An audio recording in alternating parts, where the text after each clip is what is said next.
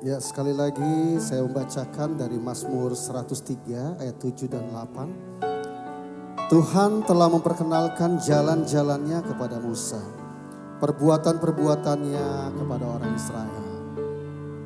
Ya, pada zaman itu bangsa ini mengalami mujizat-mujizat, tetapi dia tidak mengenal jalan-jalannya.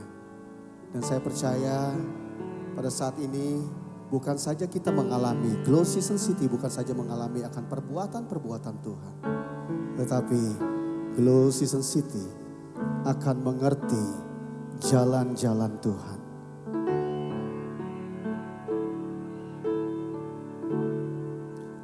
Ajarku mengerti segala rencanamu,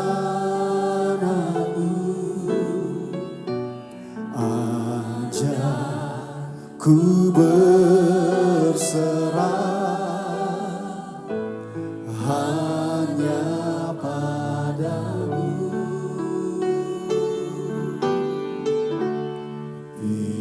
Pimpinlah jalanku, ya. Hanya di dalam terangnya maka setiap jalan akan terlihat.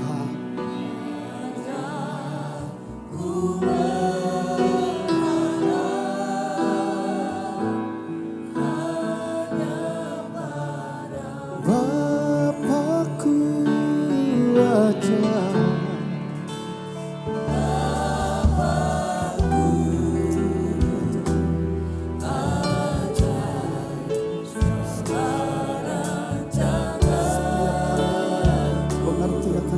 Jalan rancanganmu yang sempurna menjadi bagian setiap kami anak-anakmu.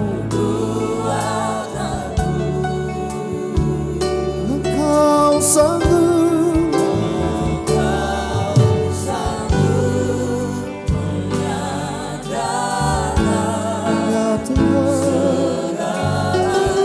Kau menyediakan segalanya sebelum Kau ciptakan kami.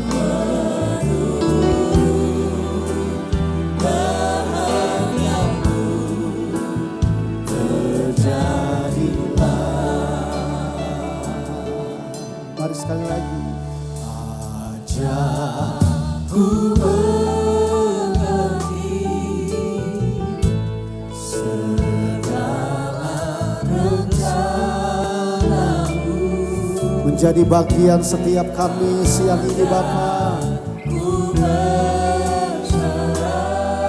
Kami memilih untuk berserah dan berharap hanya di dalam-Mu Bapa.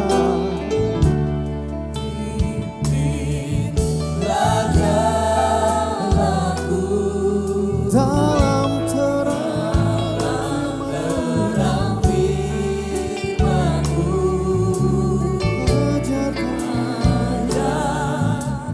berharap hanya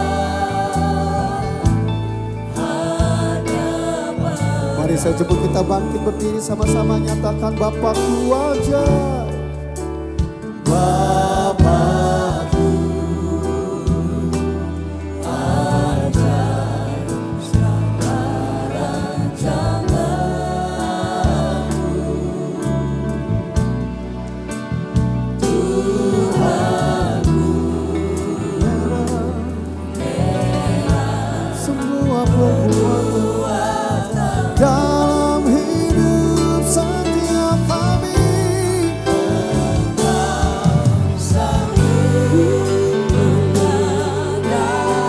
Terima kasih, terima kasih.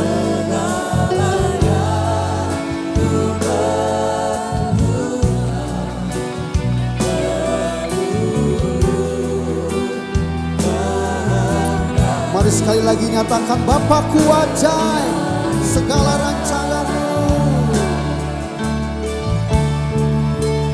Bapakku ajaib segala rancangan-Mu,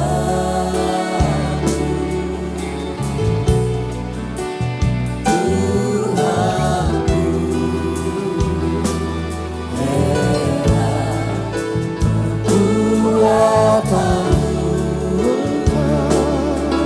sungguh-sungguh untuk mengadakan segala yang ku perlu.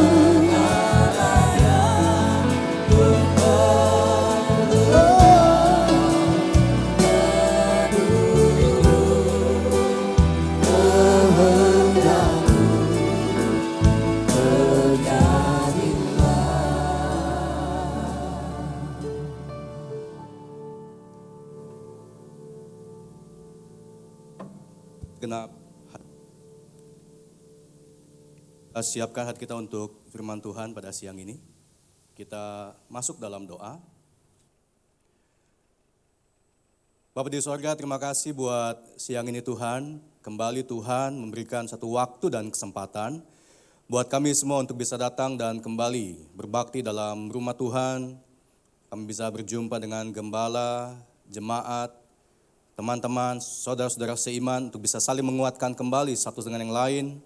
Kami juga bisa ambil bagian dalam pelayanan. Terima kasih buat semua kesempatan dan juga kepercayaan yang Tuhan masih titipkan dalam setiap kehidupan kami. Tiba saatnya buat kami untuk masuk dalam firman Tuhan. Urapi kami Tuhan untuk kebenaran firman-Mu ini, supaya telinga kami terbuka, hati kami juga terbuka, dan kami bisa menangkap setiap pesan-pesan firman Tuhan yang kami baca lewat setiap ayat yang akan kami dengar, dan juga pengupasan singkat sederhana pada siang ini, agar kami bisa mengalami metanoia, yaitu perubahan dalam pikiran kami, pemandangan kami tentang kehidupan dan Tuhan, agar kami bisa tetap kuat dalam menjalani kehidupan ini, dan firman Tuhan sungguh-sungguh menjadi pelita buat kaki kami dan juga menerangi setiap jalan kehidupan kami.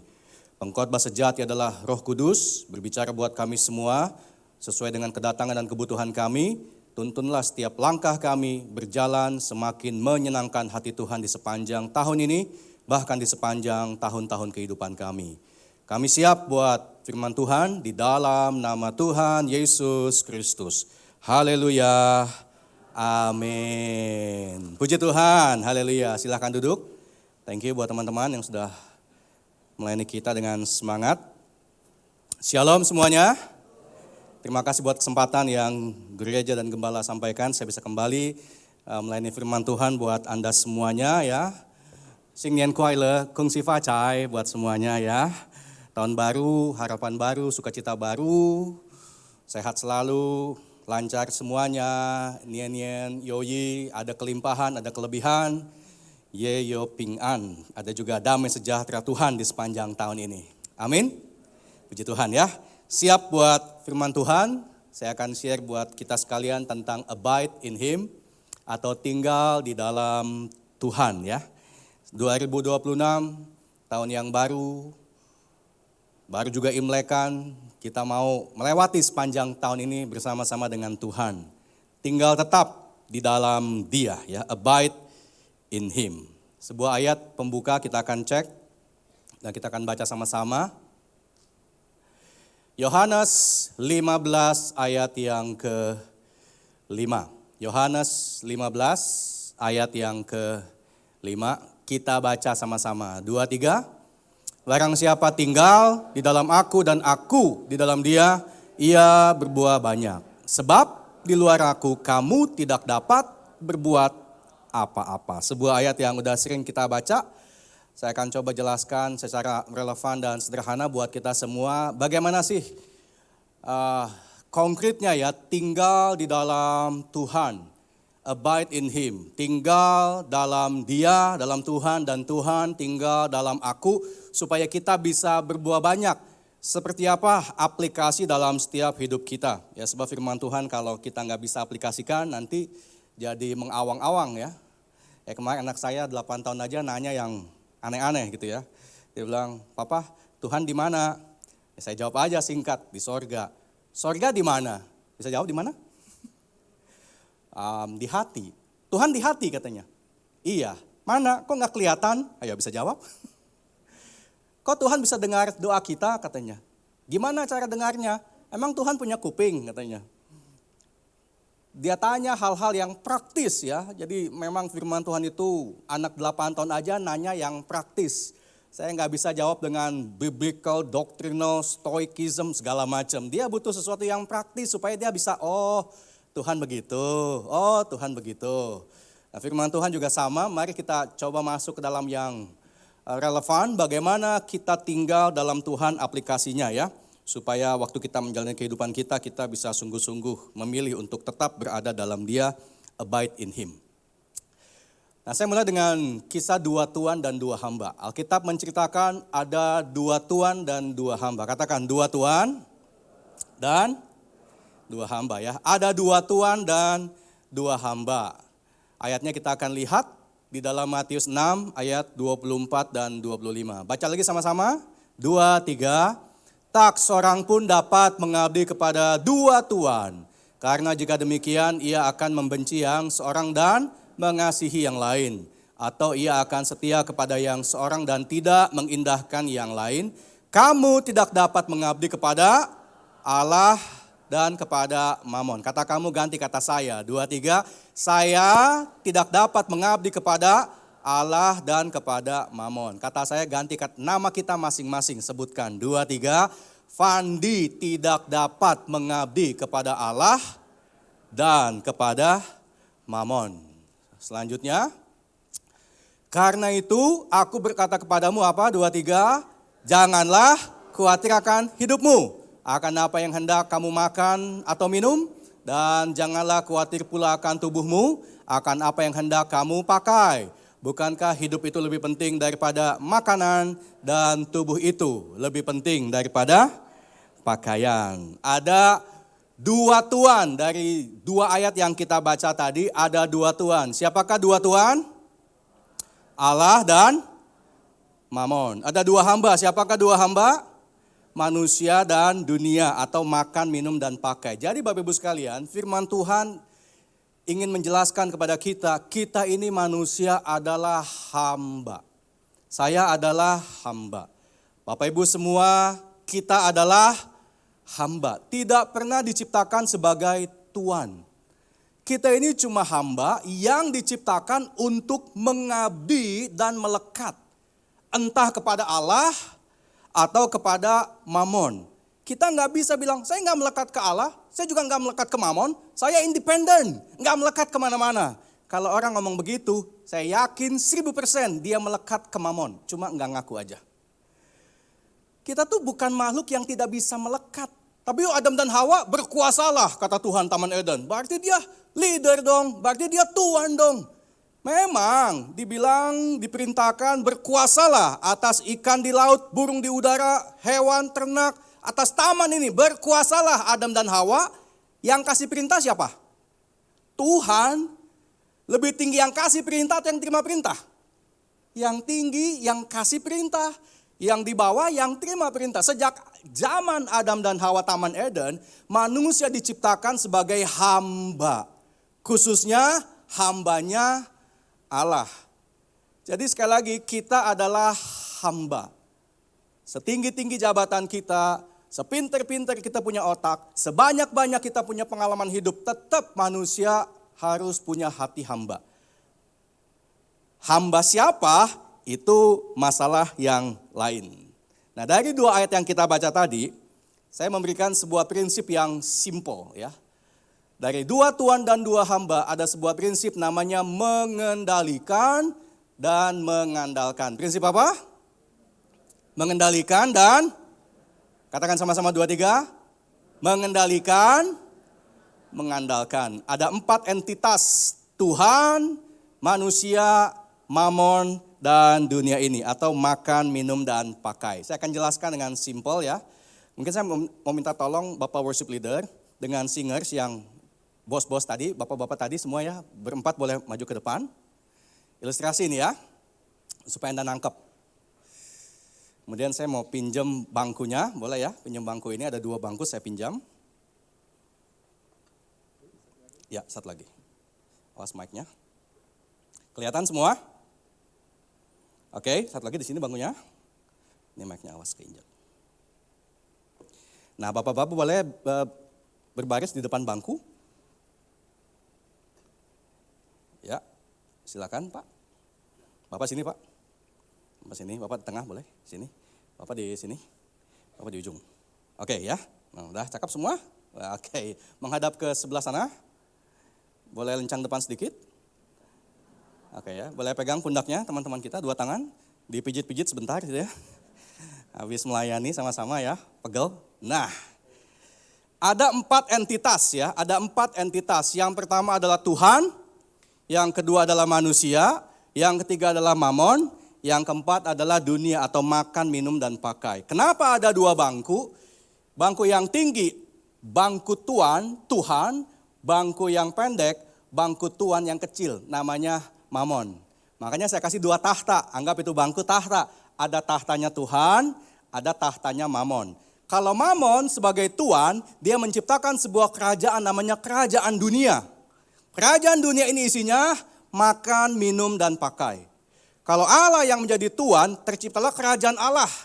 Prinsipnya begini, Allah menciptakan manusia, Allah mengendalikan manusia. Dan manusia harus mengandalkan Allah. Kemudian manusia diciptakan untuk mengendalikan mamon, mamon harus mengandalkan manusia.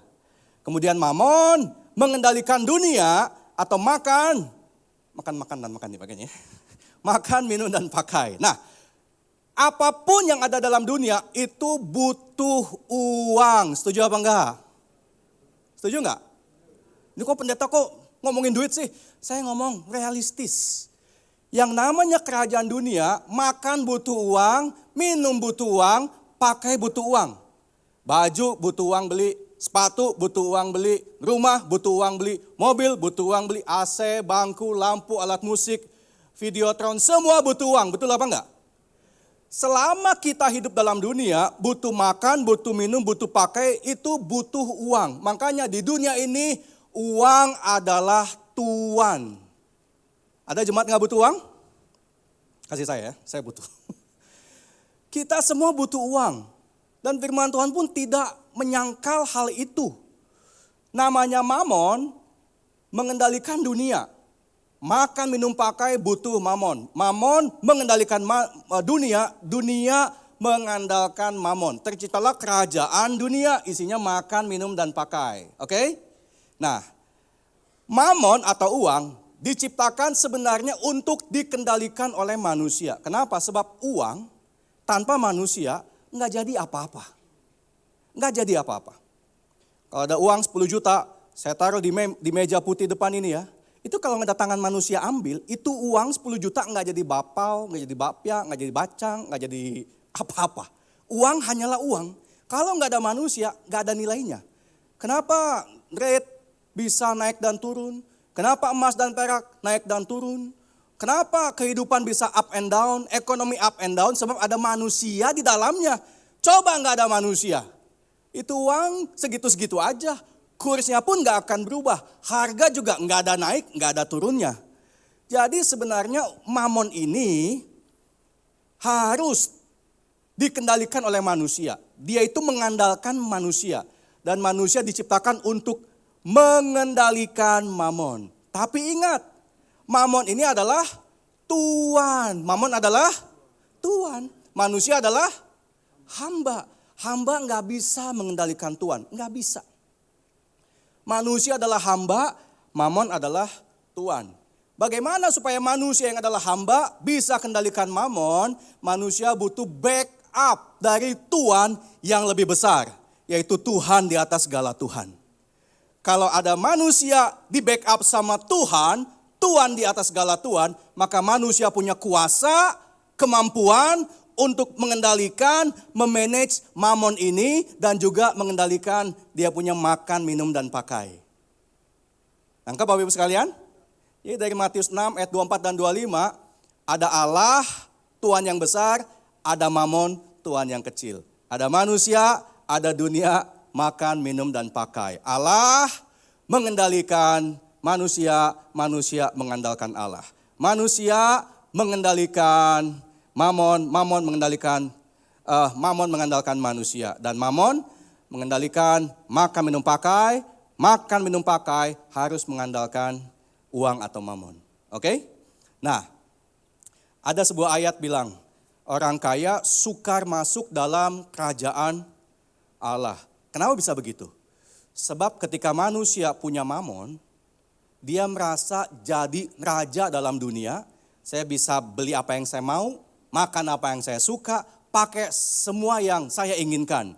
Nah, ketika mamonnya banyak, manusia cenderung ya mengesampingkan Tuhan, membuang Tuhan.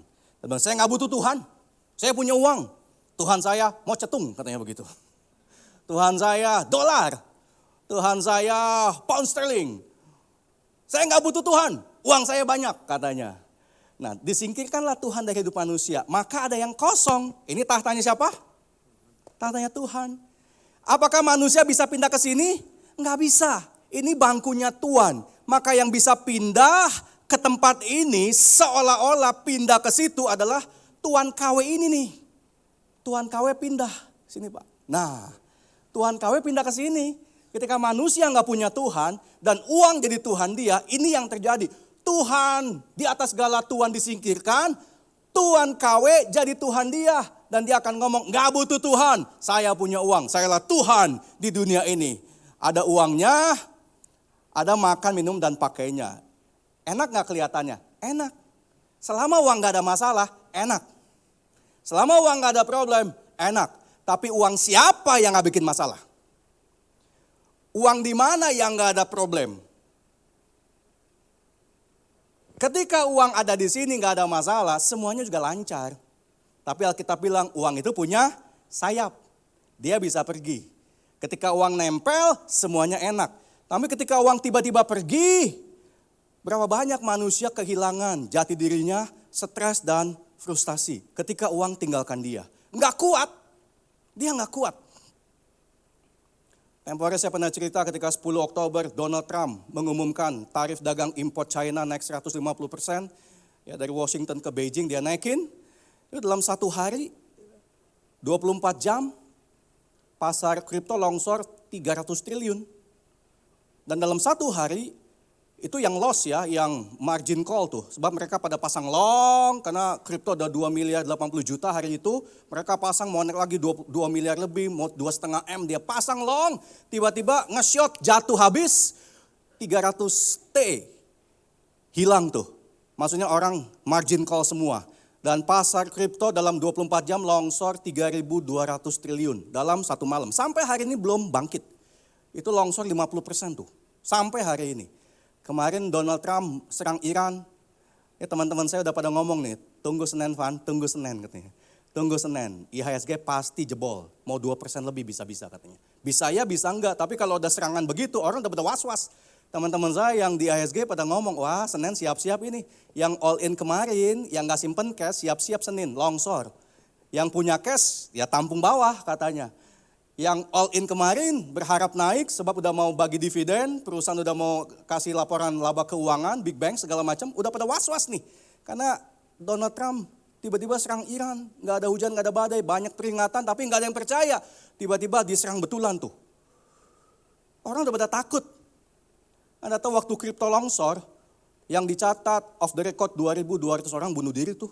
Karena mereka punya margin call. Dari 300 triliun itu uang orang hilang, itu 2.200 orang bunuh diri. Yang dicatat, yang gak kecatat gak tahu berapa. Dan sampai hari ini, kemarin Natalan, kemudian Sinciaan mau lebaran, masih pada depresi orang-orang itu tuh. Sebab entah kapan naiknya, tunggu halving kali 3 tahun lagi. Berapa banyak yang tahan coba. Uang ini saudara ya, banyak banget godaannya. Makanya jangan tempatkan uang pada posisi Tuhan di hidup kita. Bukan pada tempatnya. Biarkan uang kembali ke habitatnya. Bangkunya kecil. Dan manusia kembali tempatkan Tuhan di tempatnya. Kembali pada posisi semula. Manusia mesti mengandalkan Allah. Supaya Allah yang mengendalikan manusia. Kita punya kuasa untuk mengendalikan mamon. Mamon gak baik dan gak jahat. Tapi mamon akan menunjukkan apa yang ada di hati kita sebagai manusia.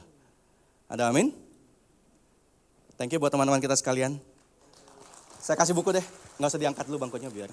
Makasih ya, saya kasih hadiah. Makasih banyak. Kan udah bantu saya, jadi mesti dikasih rewardnya. Thank you so much. Sekali lagi tepuk tangan buat bapak-bapak kita sekalian ya. Nah Bapak Ibu sekalian. Roma 14 ayat 17 dikatakan begini. Sebab kerajaan Allah, di mana Allah adalah rajanya, bukan soal makanan dan minuman. Sebab makanan dan minuman ini soal kerajaan Mamon. Mamon mengendalikan makan, minum, pakai. Dan Mamon menciptakan kerajaan dunia yang isinya cuma makan, minum, dan pakai segala macam. Tapi kerajaan Allah adalah damai sejahtera, sukacita, dan kebenaran. Kalau kita di tengah-tengah ingin di backup oleh Tuhan, Tuhan akan backup hati kita, bukan dompet kita dulu. Hati kita punya damai, hidup kita sukacita, jalan hidup kita pun benar. Maka kita akan kuat dan punya kuasa untuk pegang Tuhan yang kecil ini nih. Sebab ketika uang hilang, atau bisnis gagal, atau apa yang kita punya diambil orang, yang bisa membuat kita kuat adalah damai sejahtera itu. Kekuatan kita itu butuhnya dari Tuhan ke dalam hidup kita. Anda tahu uang itu ya 90% itu masalah psikologis, bukan masalah hitung-hitung. Ada dalam behavioral psychology namanya loss of aversion. Loss of aversion dia bilang begini, the pain of losing money is twice stronger than the joy of getting money. Artinya gini, orang kalau dapat uang 1 juta, happy-nya cuma 1, hilang 1 juta, itu duka citanya 2 kali lipat. Contoh, Sabtu saya pernah gitu ya, buka rekening gak sengaja ada uang 10 juta masuk. Siapa nih transfer? Siapa kasih berkat? Captiau, lumayan kan? Lumayan gak? Lumayan lah, apalagi kalau kita gak punya duit ya. Dapat 10 juta happy gak? Happy. Gak lama kemudian teman saya telepon, Van, gue titip duit ya, tolong bayarin. Sedih langsung hati saya saudara. Sedih ya, rupanya cuma nitip bayar doang, numpang lewat gitu loh. Padahal lagi belum masuk uang gak ada masalah. Lagi dia belum masukin uang 10 juta gak ada masalah. Begitu masuk happy. Begitu musik keluar, sedihnya 2 kali lipat, nyesel. Ya, kita kira buat kita. Padahal kan dianggap transfer saya pun gak ada masalah. Tapi kenapa begitu dikasih, kita jadi duka cita tuh kayak gitu tuh. Makanya banyak orang kasih diskon-diskon hari ini. Pak, datang Pak, diskon Pak, coba dulu Pak, coba dulu. Kita coba gak ya, coba gak ya. Tunggu-tunggu, tarsok, tiba-tiba kita datang. Pak, mau aman Pak? Waktu cobanya udah habis kemarin, nyesel kan? Ya, tahu gitu kita coba kemarin. Di jalanan mau pulang suami istri bisa ribut tuh. Gue bilang juga kemarin cobanya. Padahal gak coba juga gak ada masalah. Gak ada rugi apa-apa. Orang gratis. Tapi karena loss of aversion itu menyentuh kita punya psikologi. Dan iblis bermain banget di situ. Dia tahu banget hal itu tentang manusia. Makanya iblis gak sungkan tuh kasih sesuatu ya. Sebab kalau dia ambil, duka citanya bisa 2-3 kali lipat. Dan kalau kita nggak kuat-kuat dalam Tuhan, waktu hilang itu mamon atau diambil oleh Tuhan, kalau kita nggak kuat-kuat dalam Tuhan, nggak punya damai, kita akan hancur juga di situ. Beberapa teman kita ngobrol, siap-siap buat Senin ya, IHSG longsor apa enggak. Ya yang anak-anak Tuhan sih ya kita doa aja kuatkan hati kita. Sebab ini bukan urusan uang kita, floating loss. Kalau kita nggak cut loss juga nggak hilang uang kita. Cuma berapa banyak bisa lihat turun sekian persen uang kita. Rugi sekian persen walaupun belum realisasi. Yang membuat kita kuat adalah ya kita doa aja. Minta damai sejahtera. Supaya besok apapun yang terjadi kita udah siap. Mau IHSG longsor kek, mau naik kek, mau kripto jeblok kek, mau enggak kek, mau bisnis kita bisa berhasil atau enggak. Yang penting udah coba, yang penting kita jalani bersama-sama dengan Tuhan. What we need adalah damai sejahtera itu. Karena mamon hanya bisa dikalahkan dengan damai sejahtera. Ada amin? Ini bukan urusan isi dompet, ini isi hati loh. Uang itu more psychological than economical. Uang itu, mamon itu lebih kepada perasaan daripada jumlah uang. Makanya kerajaan Allah adalah kebenaran, damai sejahtera dan sukacita. Next, Mazmur 91, backslide sedikit. Apabila harta makin bertambah, janganlah hatimu melekat. Saya berdoa setiap kita ditambah-tambah oleh Tuhan, amin. Makin banyak, limpah-limpah. Ishak aja dibuat kaya, makin lama makin kaya dan sangat kaya. Alkitab tidak anti dengan kekayaan. Saya doakan setiap kita juga kaya semua, amin. Doakan saya kaya juga dong, amin. Saya juga mau jadi orang kaya, pendeta kaya, nggak ada salahnya. Tapi jangan sampai melekat. Bisa nggak melekat? Bisa, caranya gimana? Tuhan harus lebih menarik hati kita. Sebab manusia tidak bisa tidak melekat. Mana yang lebih menarik? Mamon atau Tuhan? Itu dulu aja. Gimana nggak melekat ke mamon? Ya Tuhan harus lebih indah di hati kita. Baru mamon daya tariknya tidak seindah itu. Butuh sih butuh. Tapi kalau sampai ada goncangan di situ, kita berpaling kepada Tuhan dan tinggal abide bersama-sama dengan Tuhan. So abide in Him, tinggal dalam Dia artinya mengejar kondisi hati damai, sukacita dan benar. Sebab masalah uang tidak ada yang tahu, tidak ada yang pasti. Sama kayak besok naik apa turun IHSG nggak ada yang tahu. Bisnis kita hari ini omset berapa nggak tahu juga. Bakalan cuan apa enggak kita juga nggak tahu. Kita proyeksi bisa cuan, kita bikin game plan-nya bisa untung. Tapi who knows, nggak ada yang tahu. Bisnis ke depan kayak apa, nobody knows. Yang kita bisa lakukan cuma game plan, bikin action plan bagus, planning bagus, usaha yang bagus, do the best aja. Tapi yang namanya untung apa enggak kan nanti semesta yang akan menentukan. Nanti kan situasi ekonomi juga yang akan membuat itu semua terjadi. Tapi yang pasti mari hati kita melekat di sini. Jangan kepada mamon, tapi kepada Tuhan. Manusia adalah hamba dan hati pasti melekat. Pertanyaannya pada siapa? Allah atau mamon? Kalau kita melekat pada Allah, kita hidup dalam realita kerajaan Allah, damai sejahtera, sukacita kebenaran. Lalu bagaimana Tuhan dengan makan minum pakai kita? Tuhan bilang pokoknya dekat-dekat sama aku. Nanti dapat fu-nya itu tuh ya. Amin. Fu kan kalau kita makan kue tio di Mangga Besar tuh. Tiap tembok ada fu gitu kan. Lalu dibalik sama dia fu-nya. Musia begini dia balik tuh. Kenapa dia balik? Karena kayak mangkok kok katanya. Kalau kita balik kan tumpah isinya tuh. Biar rezekinya tumpah ke toko kita katanya. Ya itu sih kepercayaan ya. Itu sih dia punya keyakinan. Tapi kan fu sebenarnya adalah perpaduan beberapa kata. Ada kata sen, Tuhan, i, satu, kau, mulut, dan tien, ladang atau dunia ini tempat kita kerja. Artinya gini, fu itu, berkat itu datang di hidup kita. Kalau kita iko, sehati, sepakat, satu mulut, satu suara, di tien kita di dunia tempat kerja kita ini dengan sen Tuhan kita. Fu itu rezeki yang limpah itu datang kalau kita manusia sehati dan sepakat, satu suara satu mulut dalam mengerjakan apapun yang dikerjakan bersama-sama dengan Tuhan. Blessing-nya pasti akan datang. Amin. Ini namanya abide in Him. Tinggal dalam Dia. Tinggal bersama-sama dengan Tuhan. Nanti Tuhan akan cukupkan bahkan limpahkan kita dengan apa yang baik. Supaya sepanjang 2026 tahun baru ke depan ini, fu demi fu datang dalam setiap hidup kita. Kuncinya adalah bukan dibolak-balik itu fu-nya. Tapi kita sehati sepakat, diam, tinggal bersama-sama dengan Tuhan. Di tengah-tengah ladang usaha dan pekerjaan kita masing-masing. Amin. Ayatnya Matius 6 ayat 33 dan 34. Baca sama-sama. 2, 3. Tetapi dan maka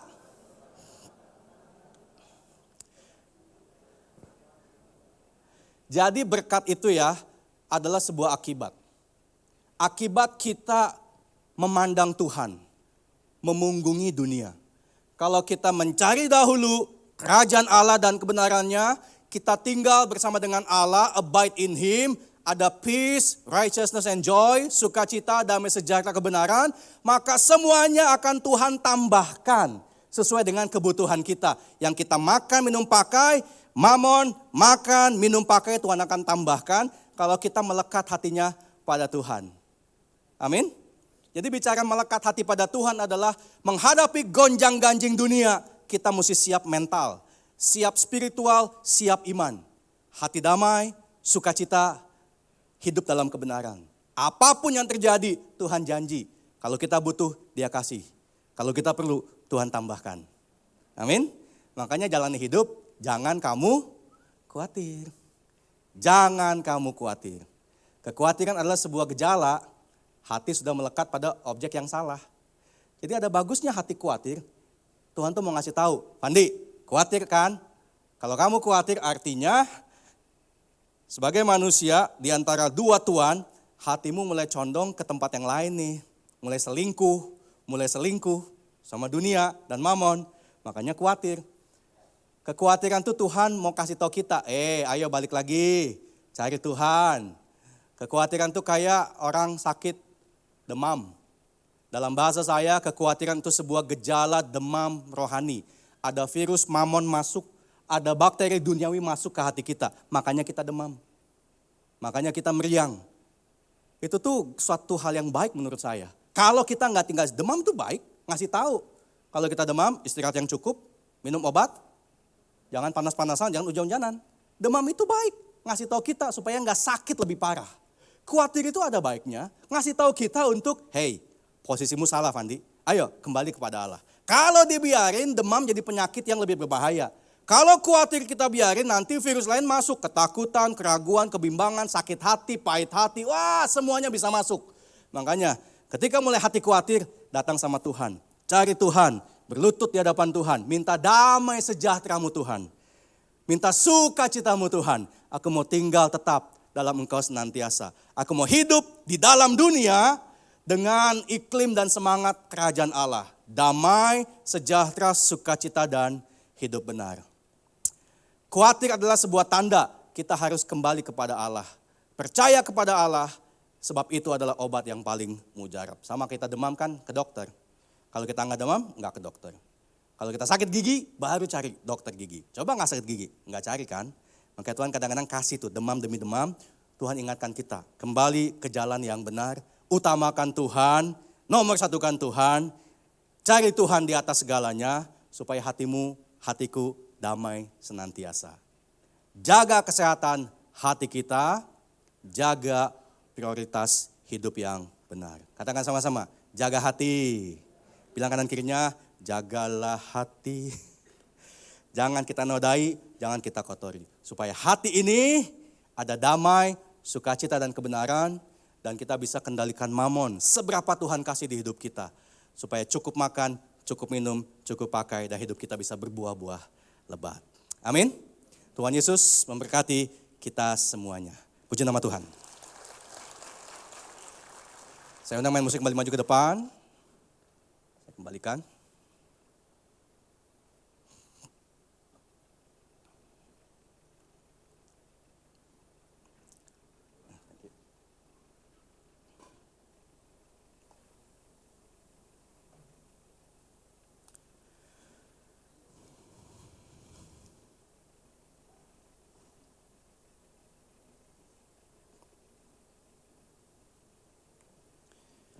Kita akan menyanyi lagu untuk firman Tuhan, ini lagu yang tadi aja, yang terakhir.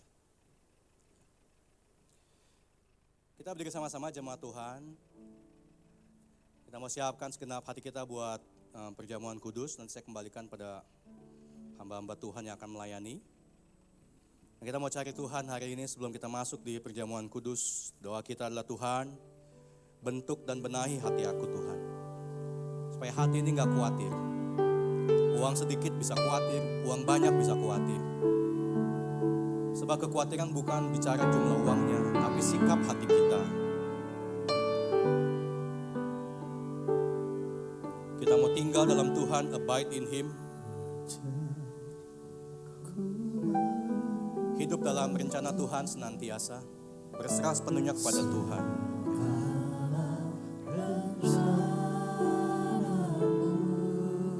Thank you Jesus. Ku